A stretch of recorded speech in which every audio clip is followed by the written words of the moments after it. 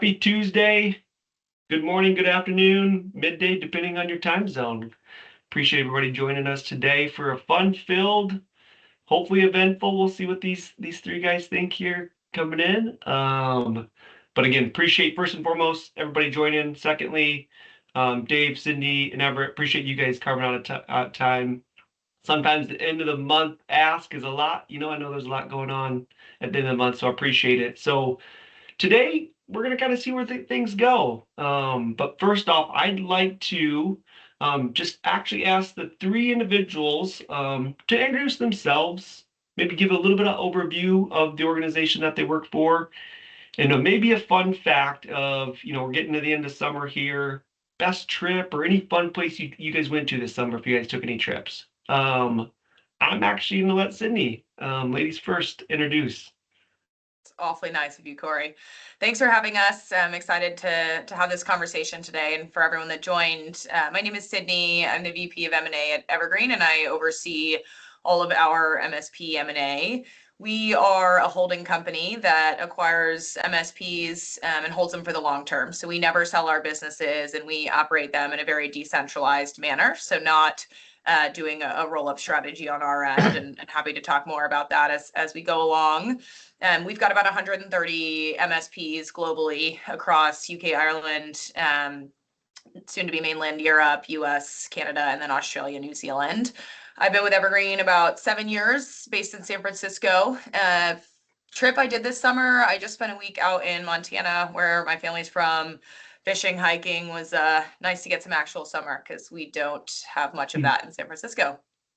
I'm sure the weather's terrible out there in San Francisco, It's not as warm as you think. It's not LA. Sure, sure. That sounds like a great trip. I'm glad you got some time away.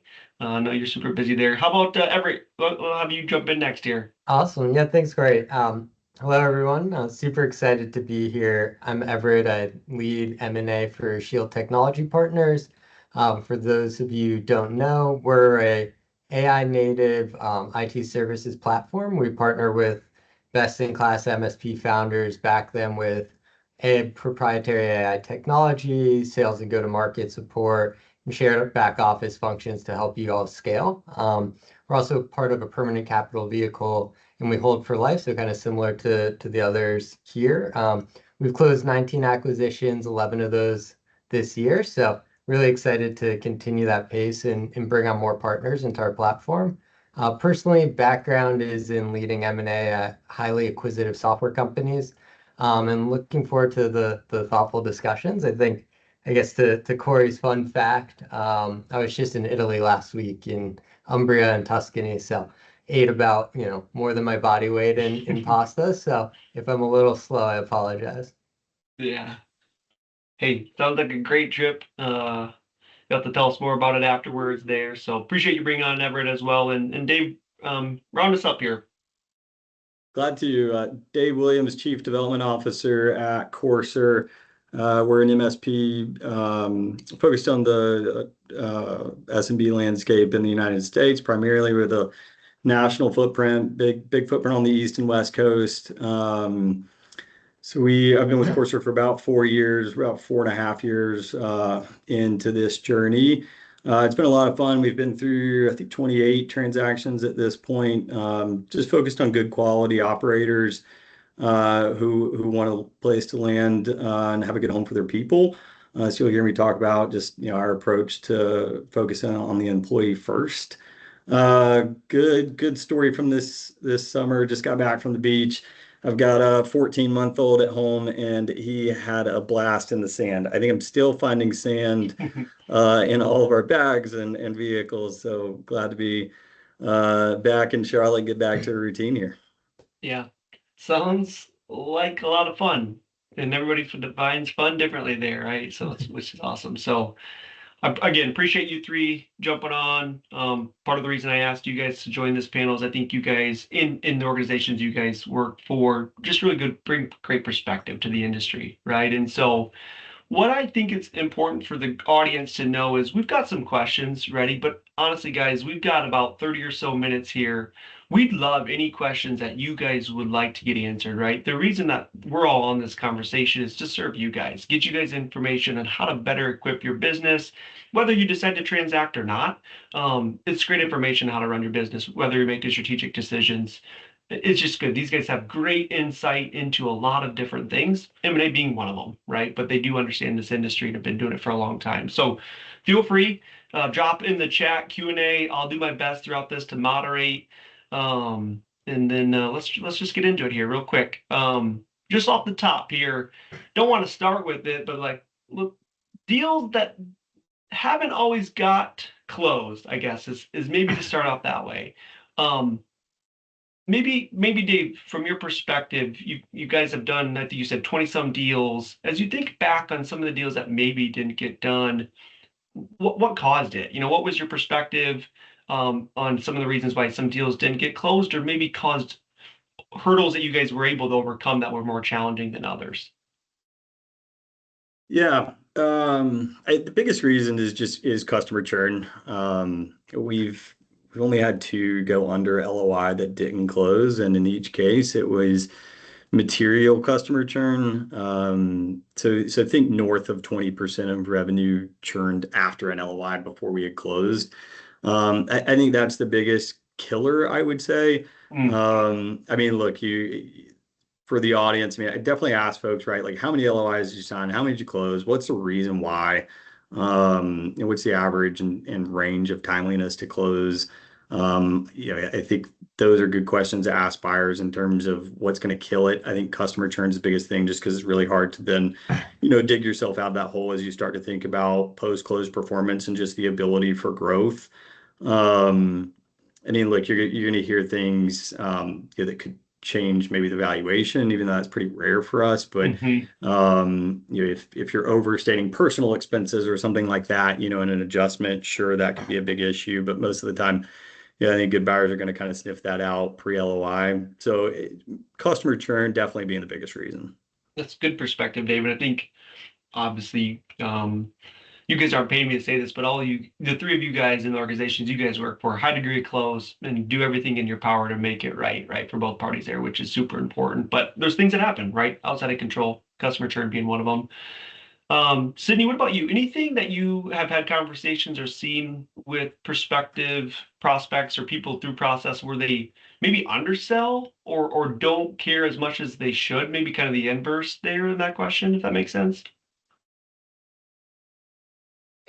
We've answered a couple parts, I think, not unrelated to customer churn, but I think the other reason that a deal dies is the financials just don't match up with what we thought pre-LOI. And that could be because customer churn and so revenue fell off, but more often than not, it's because the financials we got pre-LOI are incredibly messy. And so having, we're not asking people to be GAAP certified accountants by any stretch. We understand these are small businesses, but having clean books, having your revenue lines broken out, ideally your COGS as well, makes the diligence process, 1, that much easier, and 2, that much less likely to go astray, because we feel confident that what we looked at pre-LOI is the same thing we're going to see in the quality of earnings. So I think that messy financials are just difficult from start to finish and can make it so that there's more surprises. So I would say that that's the other thing we see, in that consistently, gets undersold. And you asked us a question of like, what should someone do that if they want to sell in 3 years? And there's a lot of answers to that question, but clean up your books, make it easy to see what the business is earning, where it's growing, and that type of thing. Yeah. Financial rigor, right, is a piece that we always coach people, right, when we're thinking about this process. And a big piece that we also encourage there is like your narrative has to match the financials, right? And so you typically can overcome, right? Nobody's financials, everybody on this call, none of our financials are perfect. There's things that we always have to overcome, but at least they're identified and they're acknowledged, right? So I think it's a good point there, Sydney, that's like, you don't have to be GAAP compliant, right? If you are, great. I think everybody on this call would love that, right? But as long as you're working towards that, and have that. Like having one revenue line is really unhelpful for us. Like got to be able to see managed services versus product. So I think basic things like that go a really long way. Yeah, ever anything to add on Sydney or Dave's comments, or something different that you've seen maybe harder to overcome in some Yeah, transactions? I mean, certainly agree with those two things. I think for us, right, we think of M&A as the start of a long-term partnership, and you want to make sure that we just go into things eyes wide open. And a transparent seller, I think, is one of the more helpful things, right? We view diligence as a way to start planning for integration, not to, retrade or kind of find any gotchas. So the sooner we know anything, we can just sit down and discuss the best approach to dealing with it and, know how to basically handle it day one post close. So I think that level of transparency is the great way to kind of start these things off on the right foot. And, to today's point, right, we're going to find things one way or another, so we might as well just deal with this stuff up front. So I'd say that's kind of the one point to add, and then a little similar to what Sydney just mentioned on some things that people overweight on revenue, right? I think there's a over focus on just total size of revenue, and not all revenue is created equal. So we care a lot more about the quality of revenue and being able to break it down into the higher quality, contractually recurring managed service revenue. I think that drives, the longer term sticky customer relationships. So we're not always, trying to maximize for absolute size. I think it's helpful to try and maximize for quality in certain instances as well.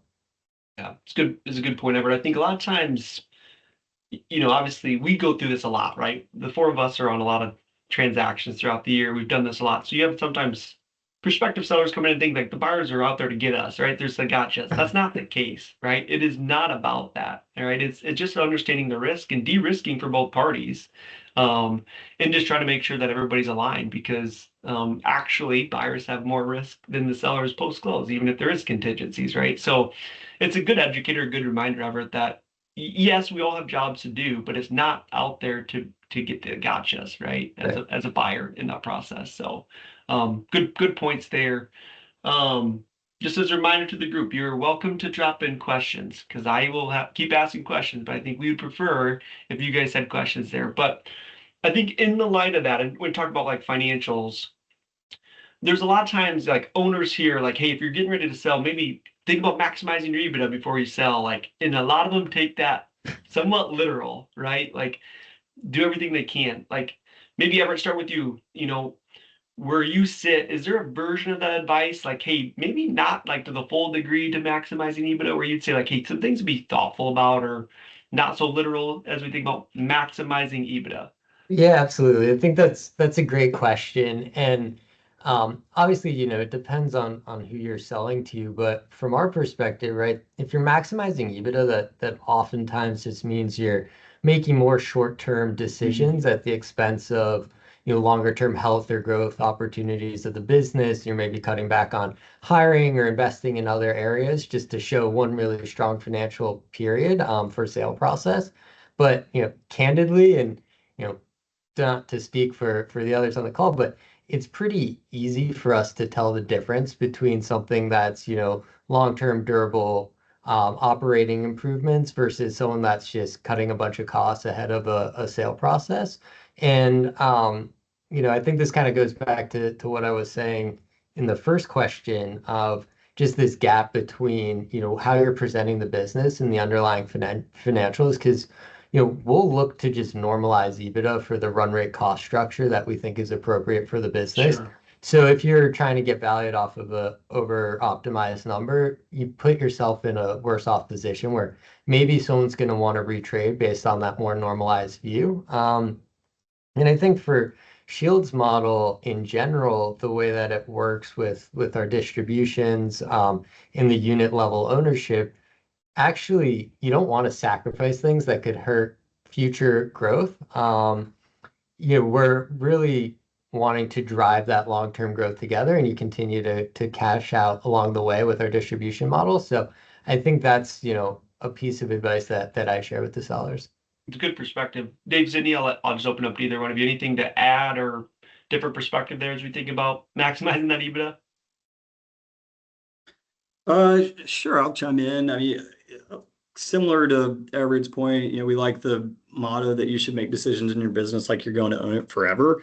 May not be what people expected to hear on this call, but I do think, if you're thinking longer term, make those investments in your business. Make mistakes. We like to say make original mistakes. So make mistakes, learn from them. No business is perfect. You're going to have a misstep along the way. So if you're an entrepreneur that's thinking, hey, this isn't a near-term decision for me, like the harder thing to do is to scale. You can course correct margins to Everett's point, in short term, either leading up to a sale or post close. We're going to spend so much more time thinking about what the business can do post close than what you've done the prior 3 to 6 months leading up to a transaction. We're expecting you're going to prepare for a transaction like any other seller would. And to his point, we're going to see through some of the things that you can just do to kind of boost EBITDA. I would much rather see a business make decisions, make investments in their business to poise it for growth, post close. Yeah, it's good perspective. Yeah, it's a good reminder. Go ahead, Sydney. Come back. Yeah, I completely agree with all of those things. And I think the reality is if, you're running at 40% EBITDA margins for the first time in 5 years, that's weird. And the reality is we're going to have to invest in the business post-close to get it back to what is a growth level margin profile. And so we're probably going to want to pay less for that business up front versus you've got room for margin expansion. You've got the team to grow. And that's exciting as a buyer. We want to pay up for that because we can participate in that growth with you. On the flip side, I think the one thing that I would say that's a nuanced contradiction to this is if there are things that are compressing your margins, bringing down your EBITDA that actually aren't adding to the business today, take care of that before you try and sell. Because at least for us, we often get this huge list of add backs of marketing spend, a possible termination, things that from our perspective are directly tied to the operations of the business. And so we're not going to accept that as an add back because we don't want to be the buyers that come in and terminate folks and cut costs.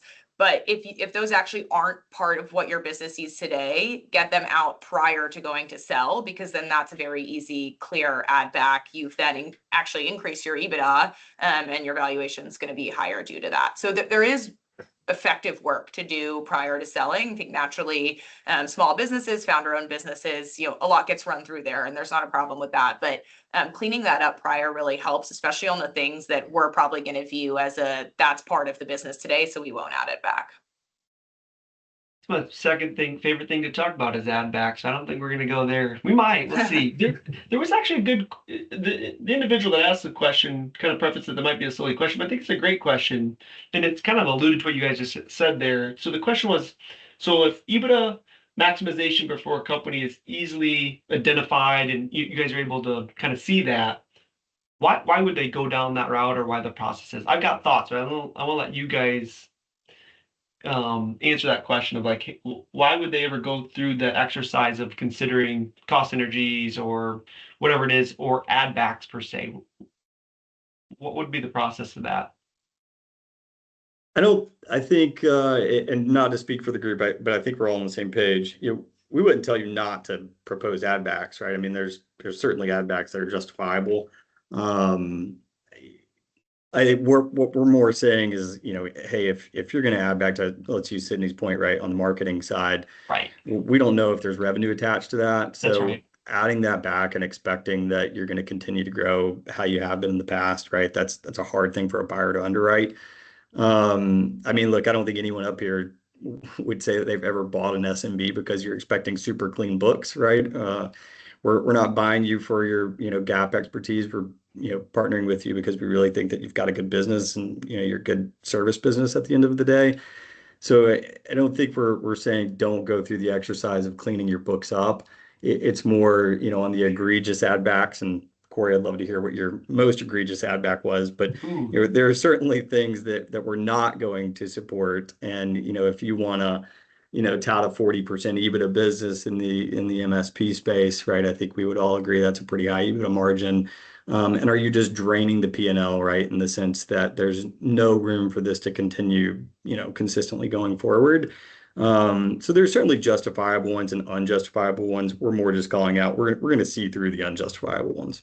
Yeah, I think the response I would have is and we do it sometimes with our clients, is we're not advocating they should be add backs, but it forces a conversation to an evaluation of your business that says, we're just evaluating the operations of the business, whether it's financial, sales, marketing, revenue, retention, whatever it may be. Let's evaluate the business. And if you had to sell today, what would you do differently, right? Or if you had to make changes in the business. So it's less about like having an add back for the sake of the sale. It's more about what is the narrative and how are you preparing to have a conversation with a prospective buyer that says, hey, I recognize I run a really great business, but if I was in your seat, here's how I would evaluate the opportunities to improve the business. So it's about how you're positioning it, and not to say like this is an add back, take it or leave it. It's more about, hey, I have opportunities. If I'm a seller, I want to encourage the conversation with the buyer, like, hey, how do you think about this? Should I be investing this much in sales and marketing? That type of stuff. So it's more about, I look at add backs as more synergy conversations, right? Like it's not, it's different, right? I think all three of you would say it depends on each transaction and who the buyer and seller is, because they're all going to be viewed differently. Even the same add back, it just depends. Any other, to answer your question, Dave, on add backs? Honestly, the biggest one that I just to be frank, is sales and marketing, guys. Like sales and marketing. Like you can't say like, oh, we don't need the salesperson, or hey, we don't need to invest this much in marketing. It's like, well, why not? Right? Like unless you're off the charts from new logos or whatever, it's like that's a hard no. And I'm just gonna do the buyers a favor on this call. So quit doing it, right? So that would be mine, Dave. There's plenty of stories around that, but we don't have enough time for that. No. Looks like we got a question in the Q&A. What is the percentage of deals that are complete owner exits versus owner stays on for a period of time? And then the follow-up to that, what do buyers look for if it's a complete owner exit? So I think it's a two-pronged question, which is, how do you guys think about, owner staying on versus owner transitioning? I don't think we're gonna be able to get to percentages unless you guys know that off the top of your head within your portfolios. And then if an owner is exiting, what are the things that you're looking for in the business to get comfortable, is maybe how I'd reframe that question. Corey, I'm happy to take that one because thinking of a good example where you were actually involved. But in general, Shield's model is predicated on the owner staying on for the 3-5+ years. We ascribe a lot of value to that and are more of a partnership approach than just a pure financial buyer or a financial exit. But we also understand life happens. People are working on different timelines, and it's not always such a clear black and white decision. And where we've actually, I'd say 99% of our deals, to give you a percent, the owner stays on. There was one that we actually worked with ITV and with you, Corey, on where the owner wanted to take a step back, but there was a really strong second layer of management and kind of a number two who was looking to take on more responsibility. We spent a lot of time with her and got really comfortable that this is somebody that we can continue to rally around and grow the business behind. So I think if you are a seller looking to maybe take a step back, making sure you have that next level of management or a number two who knows the business, knows the customers really well, has those relationships, and a buyer can just get comfortable that the business is going to be in good hands and they're not going to need to go in and put in their own management team or be concerned about continuity post-close. It's a great comment, Everett. Yeah, I think we are looking at it a little bit differently on our end.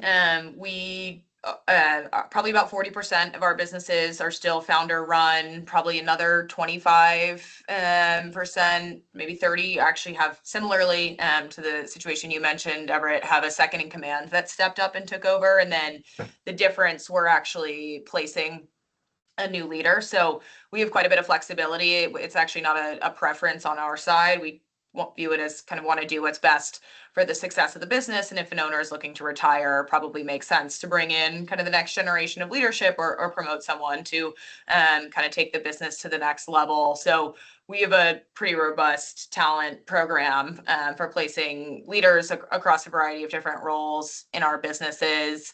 What I would say though is two things. One, when owners are looking to transition out, they do typically transition over a year. It's near impossible to have a cold turkey day one exit. There's financial onboarding, there's handing over customer relationships, there's getting the team comfortable. So we typically do that over a year. It can be faster if needed, but that's kind of what our typical transition looks like.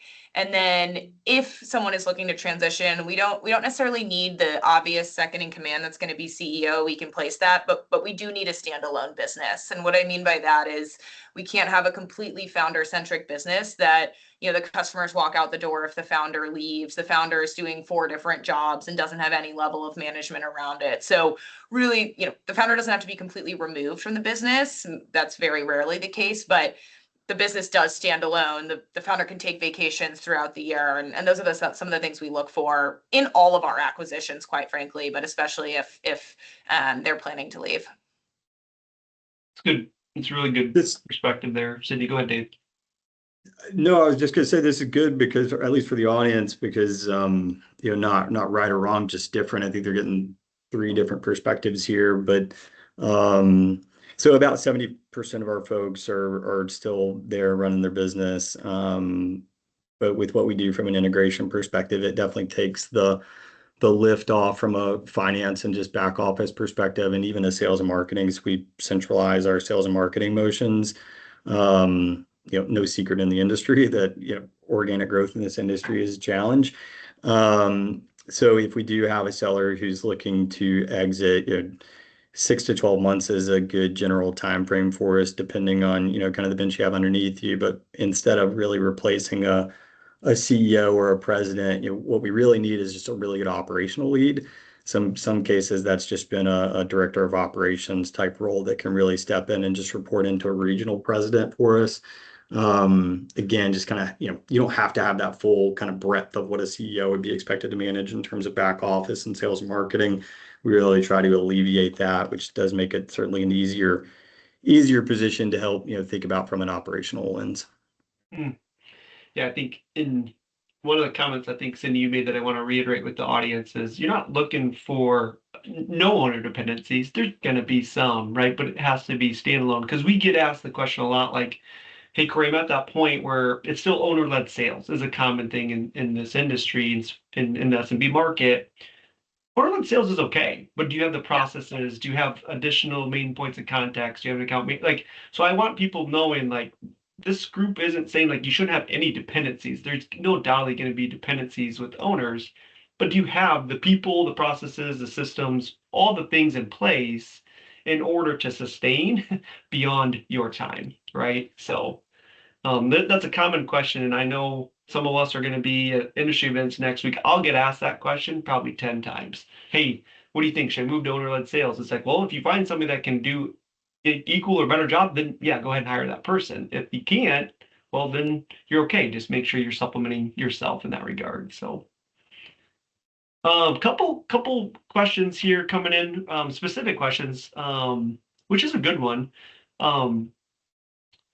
If you were to have a structure with seller retention or contingencies, I won't use their earnout word, but contingencies, earnout, so that they protect the buyer without creating resentment. So how do you guys go about, I guess to frame it up differently than Chris's question here is, how do you go about earnouts or contingencies in a process to try to avoid that resentment and friction? There's going to be some, but just in any perspective there, and it's hard because I would just preface it for this audience. It depends. It always depends on the transaction, who the seller is, there's a lot that goes into it, but just general thoughts, guys, since it was asked from the group.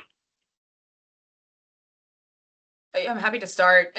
We typically have a small earnout in each of our deals. I mean, to Corey's earlier point, like buyers are taking on a lot of risk. We're putting out a lot of money to buy a business that we've spent a short period of time compared to the length of the business diligencing. And so there's some element of risk sharing in the first year. For us, it's typically 5 to 10% of the deal. So it's not a huge component. A 1-year earnout tied to EBITDA growth. That's not 100% of the time, but that's kind of our average deal structure. And the way we think about making that, we're actually on the same team as you for that. This is not a way for us to not pay out the earnout. We want it's a win-win if the business grows. And so we want to pay that earnout. And so our kind of last part of diligence, and this is kind of similar to something Everett said earlier too, but is partnering with you on actually how we're going to hit that. How are we going to plan for the business growth in the first year? We call it our value creation playbook and diligence. And so we're going to work through with you step by step the different levers that are available to make sure that the business grows earnings 15% in the first year. There's a lot of different pieces of that. Some kind of happen immediately and some are longer term around ramping up the growth engine. But we are getting sign off from our side and your side on, how we're going to do that and making sure that we do that over the course of the year. Our operating team is, incentivized by the same targets. So we're all marching towards the same thing. Yeah, that's good perspective. Dave looks like, go ahead. Well, we're a little different in the sense that for us, it's typically a pretty straightforward valuation structure with cash and rollover equity. Certainly get the advantages of an earnout, and the kind of former world, different industry. That was how we approached transactions as well. But here we just want everybody to be invested in the same boat. So if we need to make those investments in your business in year one from a sales and marketing perspective that may not quite have a quick payback, think about hiring a account executive or a hunter, for example. We want to go ahead and do that. We want to pull that trigger. Typically we're even hunting for those roles from a recruiting perspective pre-close. I would just rather start that, that kind of ramp clock quickly. So we just want the ability to do that without kind of, having any friction from, folks, kind of throwing up their four walls, right? Like, hey, let me protect my little island. So for us, everybody's just invested in the same big boat of Courser. So we're all rowing in the same direction. And I would just add too, right? It depends how, they're framed or structured, right? We view it as obviously there's an element of risk sharing, but more so it's let us just continue to reward you for the upside and the value you're creating. So, we structure our earnouts on as a multiple of organic EBITDA growth. So assuming the business doesn't go backwards, which, likely won't, you're always going to be in the money and get paid something. So we want to reward you for that incremental growth. Particularly there's deals that might be in the pipeline that just haven't closed yet. You should be, getting benefit of those, and we're continuing to help support you and grow through that. And to Sydney's point, it's a win-win for us. We want you to hit these targets because that means the business is performing well. So I view it as less of a penalty and more of a way to just continue in sharing in the benefit of the upside. Yeah, all great perspectives. I'll agree with all fronts, and I'll just add two comments there. One is, which all of you guys do a great job, regardless of not, is explaining why, right? So when you're in front of us, the opposing side, it's explaining why there is a potential earnout, right? Because there should be no surprises, right? Like if there's a surprise, that's a different thing, right? But if you as a seller are surprised, like, oh, I have a contingency or an earnout on this topic, well, then clearly there was misalignment in the conversation, right? So that shouldn't happen is the first thing I would say, which the three of you guys in organizations do a great job of like, hey, we've identified an opportunity. We need to overcome it. Here's how we're thinking about it, right? And the second thing, I will say it on record, because you guys didn't say it, is the buyers have more at stake. Like there's comments all the time in transactions and processes is like, oh, I got an earnout. This is just a way for a buyer not to pay the full price. No, that is not true. They actually have more to lose if the sellers don't earn that, right? When you think about the model, and we're not going to get into it here because we don't have enough time, but you guys as buyers have way more to lose, and you're way more incentivized to pay that out than to not pay it out, right? So like, I just want the audience to take away, if you're having interactions with a prospective buyer that you think they're doing it just to get you, that's not necessarily true. It is just pure alignment in the businesses. So that doesn't mean for these three individuals, if I have a process in the future with you, doesn't mean I'm going to negotiate against that earnout, but at least I go on record to say I understand why there is at times. So Corey, I would also just say that diligence goes both ways. Like that's right. Sellers, you should ask questions about That's it. right. What percentages of your businesses have hit their earnouts? How do you help me get there? How is it structured? Do you help me track along the way? Like all of those are really real questions that you should be asking us or anyone else. So yeah, questions go both ways. I think those are all very fair and good to ask. And, I think can give you a lot more information on how the buyer is thinking about what the earnout is actually meant to achieve. Same with rollover equity, I would say as well, which I think everyone on this call offers in various different forms, but ask about the track record, ask about the requirements, when does it get paid out, all of that stuff are really important questions to ask. Totally. And everybody typically, when the time is right, like talking to other people that have gone through the process with prospective buyer, right? Like you get good insight there as well. So this one I didn't have on my radar, but I like Joe asked a question in the Q&A, which I think is a topic that's been coming up more that I'd love to get your guys' perspective on. Client mix, target customer profiles, right? So size of clients, co-managed versus fully managed. What's your guys' opinions on the importance of the client base and any preferences on the size and type? I'll first preface to say every buyer probably has a different target customer profile, right? So let's just say that you have some SMB focus, some mid enterprise, and some enterprise. So like that's one element. But it's pretty common, even in the small to medium-sized businesses, you're going to have fully managed and some co-managed. Any thoughts on how you guys look at that? Positive, negative? Any comments there? Or is it to go straight to margin Happy profile? to take this. I mean, look, we love the diversity in client bases, and Shield's a bit more focused on the SMB space, and those MSPs just tend to be representative of the geography that they're in, and they're serving local businesses. So we have a lot of diversity. I'd say, there's a mix between co-managed and managed, probably leans a bit more on the fully managed side for us, but there's benefits to all of this, and goes back to a bit of what I was talking about earlier, where it matters a little less on the customer themselves and more how you engage with them, the quality of the service engagement, the type of the services you offer, and then how you're contracted, if it's longer term, stickier contracts, if it's month to month, those kinds of things all are something that we consider. But as long as the customers are happy, we're pretty industry agnostic overall as a buyer. Yeah, I agree with that. I think pretty industry agnostic, tend to focus more on fully managed SMB. We do have a good number of co-managed clients across our base, but I will say the one area where we probably start to get nervous is if you've got your top 10 customers are co-managed, in the sense that there's different co-managed, not all co-managed is created equal, is what I would say. And customers that only buy Azure or Office 365 licenses from you are much higher risk. That's not sticky revenue. They can get that anywhere. You're not offering services around it, and so the churn likelihood is higher. And so if those make up your top customer set, that's more nerve-wracking for us. Now, if you've got what is more akin to a fully managed relationship, they may have one person in-house that does help desk services. I think that's different and more that gives us more comfort. It's a more involved relationship. Dave, anything? Totally agree. The only thing I'd add is where are you growing? So if you've got your current mix is let's say favored towards fully managed, but your recent growth has really been coming from co-managed or tools only, or to Sydney's point, to 365 only. That's a little bit of a signal that maybe you're just kind of chasing low-hanging fruit. So we spend a lot of time looking at TCP, but it's not just what is your kind of current composition, but what's the recent trend look like?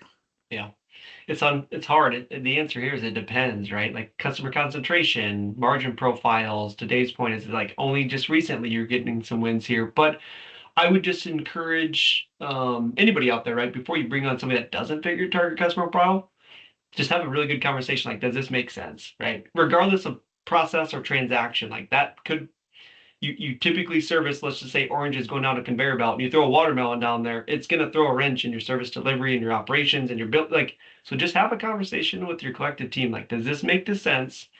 It's hard because there's some big dollars in those co-managed or some big Azure and CSP spend, but just have the conversation with the team. Because Corey, sometimes it's not always equal. Go ahead, Sydney. Yeah, I think we'd be remiss to move on from this topic. Like the bigger concern for us is concentration, and you can turn that orange watermelon example that way too by size. That's right.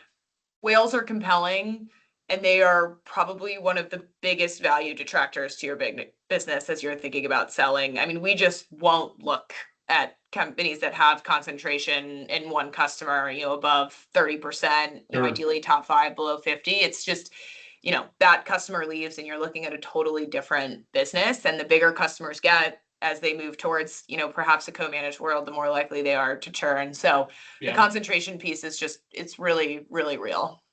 Yeah, the one other tidbit here where I tell the group that we're all working M&A. M&A is impacting the SMB market as well. So it's not only client concentration, but it could be ownership concentration, right? You may support a private equity organization that owns a lot of locations and a lot of businesses.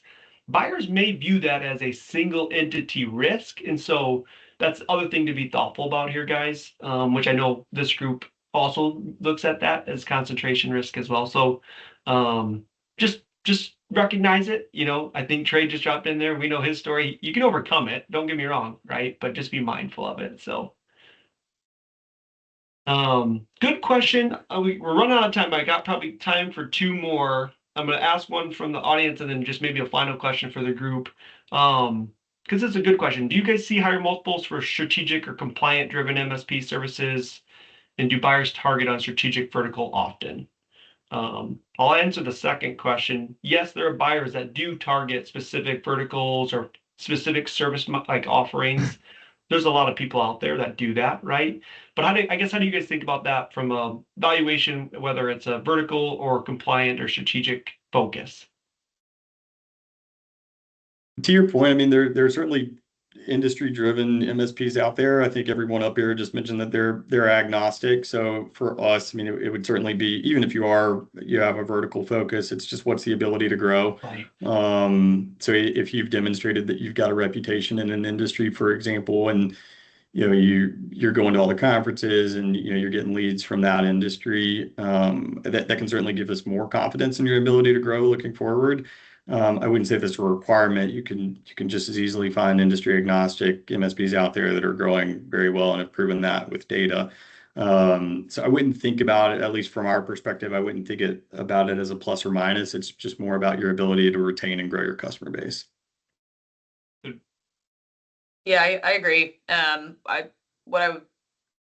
be blunt, I find that a lot of people say they are that, but then they're actually just a pretty standard MSP underneath. And so we will figure that out. I think most of the business I see that have actually, really found a niche in that, to what Dave said, is because they're just a really solid MSP to start with, and they've identified a place where they can deliver additional value to clients and or service a new client base. But that started because they got the basics right first. And so things usually go hand in hand, but just having, CMMC certifications doesn't automatically increase your valuation. Yeah, I would absolutely agree with that. And I think just being, conscious of understanding the added risk that comes in with these more compliant-driven industries. So there's some people that are exceptional at that, and that will command a higher multiple. And then there's others, to Sydney's point, right, where if it's just check the box, then it's going to be kind of viewed as a standard MSP in our perspective. But there's a lot of opportunity in highly regulated industries and with certain certifications. So if it's something that you're interested, or you think that you have a good niche, and just being an expert in that, I think can definitely drive value in the long term. Running up on time here, so I'm gonna ask one final question. So somebody not selling today, but looking and preparing, right? The classic. What is one or two things you would encourage them to focus on in their business? But I'm going to take two off the table you guys can't use. Financial rigor, ensuring their financials are clean, and organic growth. Those two are off the table. Those are givens. Those two, one or two ideas for the audience to take away here to focus on. Sorry, I made it challenging. I wouldn't be doing my job if I didn't. Well, I think for us, and probably goes to show the people already doing this on this call, but just building relationships early, right? It's we all offer the same thing, but also very different things. So it's important to understand what you're trying to solve for, what you're hoping to get out of a transaction for you personally, your team, your customers. So really thinking about that, meeting with people, and then you've already built that trust. So when you're looking to actually transact, then it becomes a much quicker and easier process. And then just given Shield's focus as being an AI native platform, those who are kind of interested in that and trying to understand or see the way in which AI technology can shape their business, having a view or of trying things and We find that really compelling and oftentimes overweight to owners who are really engaged and that they're kind of at the forefront of thinking about things from that perspective. It's good insight, Everett. Sydney, Dave, anything to add? Yeah, that was mine, but I guess I would take that a step further and say go through a financial planning exercise for yourself and your family. So often, I think we run into sellers that think they know their number, and then, we meet the ask and suddenly we're not there. And I think that's frustrating on both sides. But if you go through the exercise of figuring out like what you personally want, what you want out of a buyer, but what you need financially for you, for your family, and if you're looking to retire or go do something else, it just knowing that going in just makes it a lot easier to figure out who's going to be able to be the partner that you need. Yeah, it's good. It's often forgot. It's thanks for sharing that, Sydney. Dave, anything round us up here? Look, I'd just say your management team. It's a slower burn. It's not something you're going to go install 90 days before a transaction. Just building that cohesion, building that bench strength and ability to scale. Yeah, look, we put so much data behind actually forecasting what we think a business can do going forward. And if anyone's curious, I'd happy to walk someone through that. But having the management team is kind of critical to that. If you're really lightly run single entrepreneur business, that's gonna be really hard for us to get a lot of confidence in your ability to scale. We just partnered with a business, for example, that had a really robust management team, and we were super confident in the ability just to pour gas on that fire. So I would say if you're not in the near term, make that investment in your management team, take that step to actually go build out your ability to scale. Yeah, it's a good one to end on. I've heard a phrase the other week. We bet on the jockey, not the horse, or the jockeys, not the horses, right? So it's still a human business at the end of the day, right? So it's good reminder there. I'd be remorse if I didn't thank you three to joining us today. Super helpful. You guys bring great perspective, but also the more important piece is you guys are always forthcoming with information, right? So what I would tell the audience is I've got the contacts here. If you've got any questions, I know we didn't get to all of them. Reach out. These guys are going to make themselves available. I know all three organizations are going to be active next week we've got Evolve, we've got Build It. There's a lot of events going on. They'll be around. Find them, ask them questions, educate yourself, right? That's the one thing that all of us would tell you, regardless when or if you're going to transact, just educate yourself. Nobody is going to say like, oh, I can't share that information or anything like that. So appreciate you three joining. And hope you guys have a good rest of your week and close out July strong. And hopefully we'll see a lot of familiar faces in the coming weeks. Thanks for having us, Corey. Thanks, Thanks, Corey. guys. Always Thank you very pleasure. much.